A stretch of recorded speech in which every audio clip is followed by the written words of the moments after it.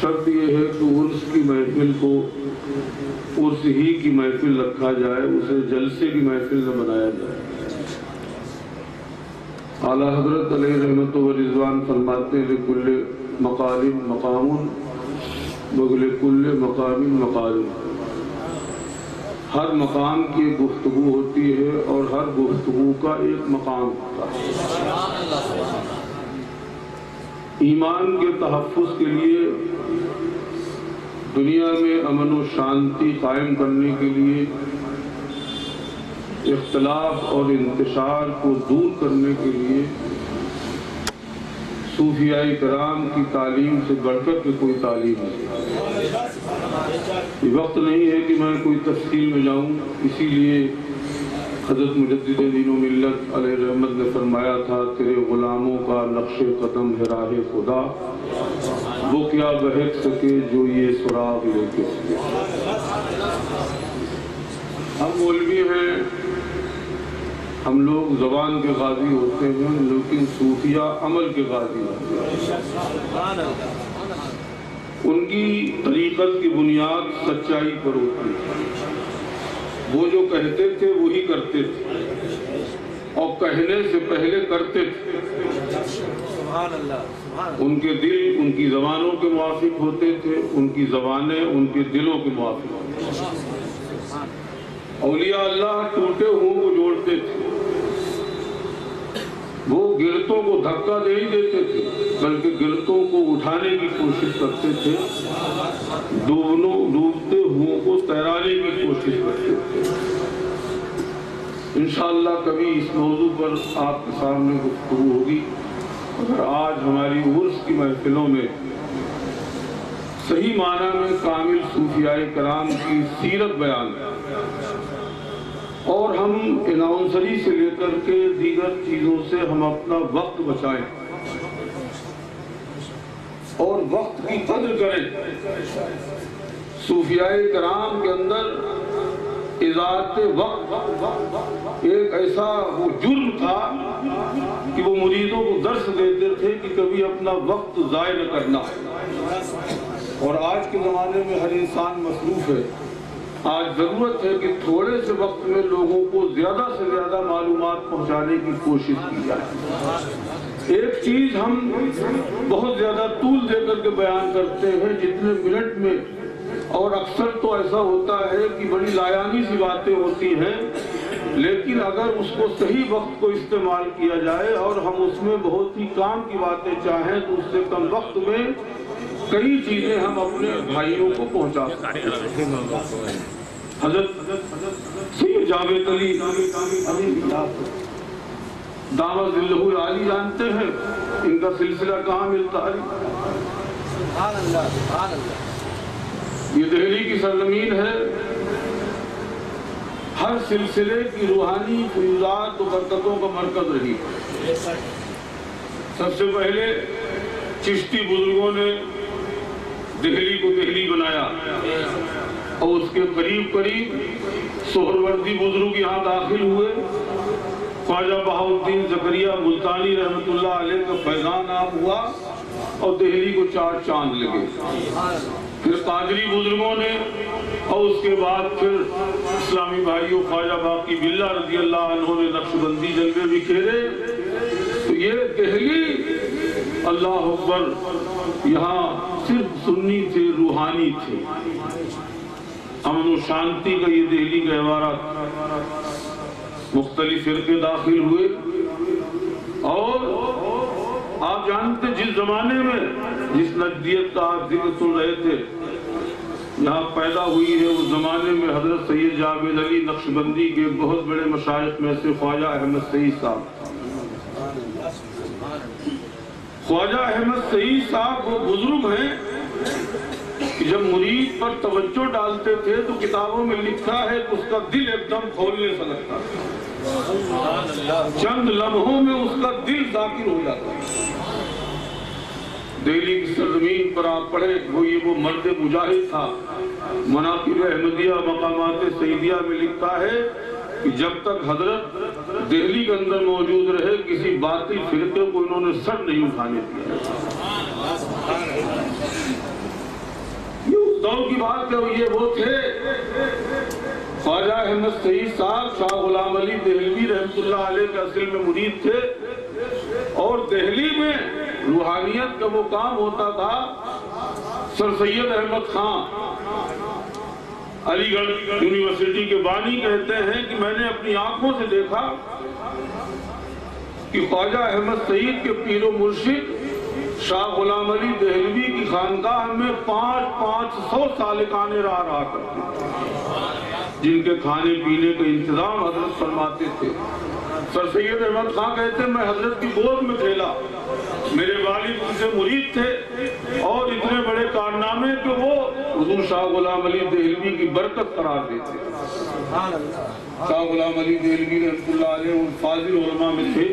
یہ علماء کرام بیٹھتے ہوئے حضرت علامہ فضل حق خیر آبادی، علامہ فضل رسول بدایونی جیسے بزرگوں کے وہ لکھنؤ میں ہم سبق رہے، اور سنیت کے معاملے میں یہ علماء کرام جانتے ہیں کہ علامہ فضل رسول بدایونی نے المعتقد المنتقد لکھی تو حضرت خواجہ احمد سعید صاحب نے ایک لمبی اس کے اوپر تقریر لکھی، جو گویا ایک اعلان تھا کہ اس میں جو کچھ لکھا گیا ہے وہی حق ہے۔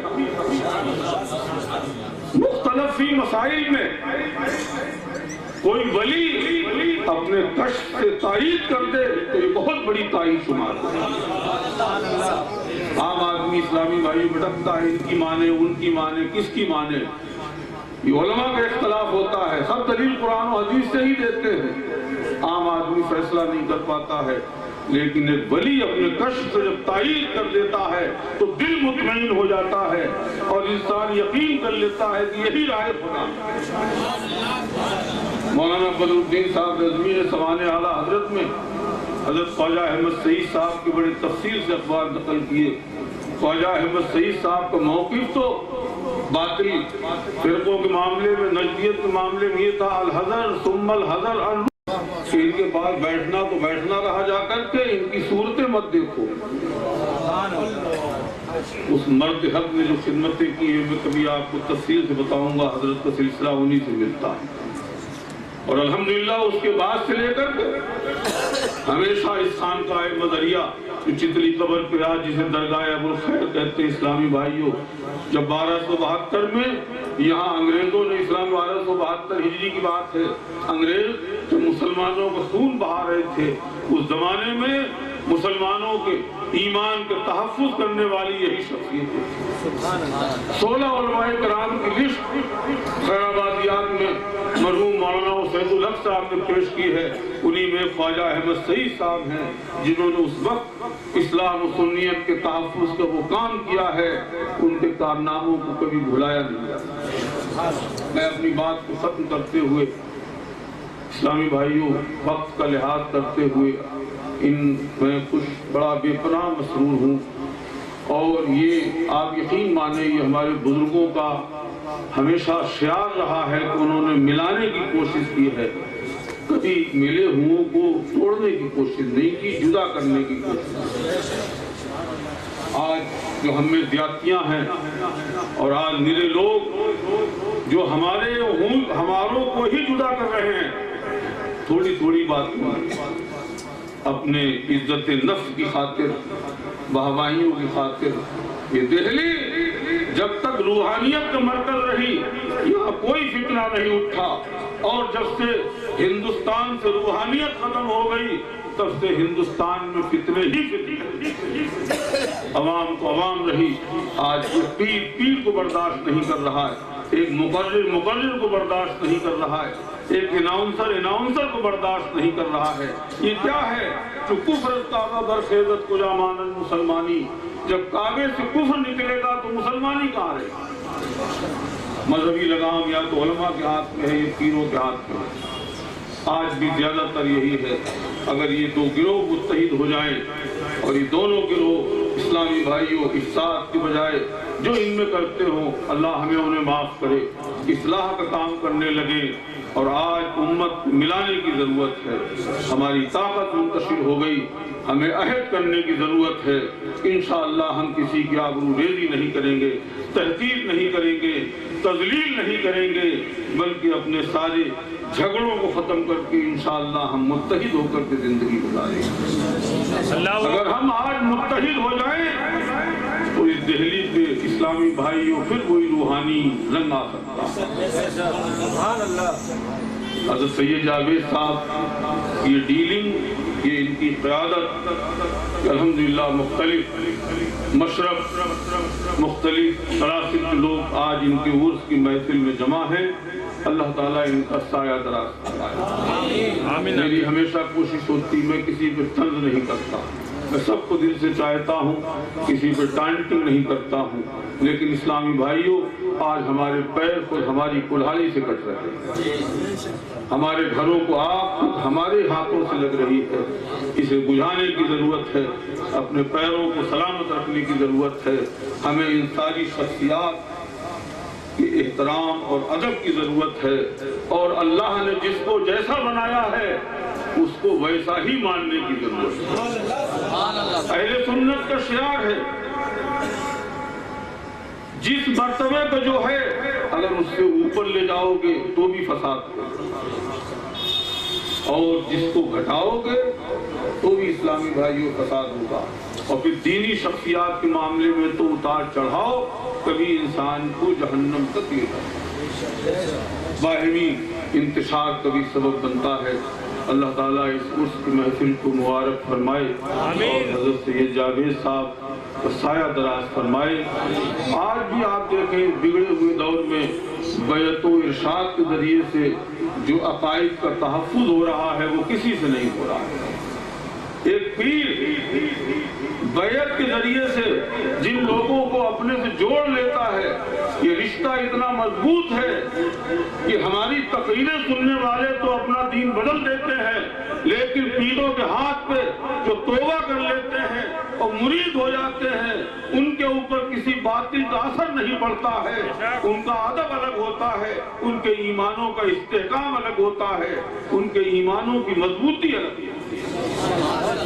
ہم آپ کوشش کریں ہر ایک سے نہیں بلکہ جو شریعت کے پابند ہیں, صالح ذہن کے ہیں اور فساد کے بجائے اسلامی بھائیوں صلاح کا کام کرتے ہیں, ایسے لوگوں سے ہم جوڑنے کی کوشش کریں. وآخر دعوانا ان الحمدللہ رب العالمین.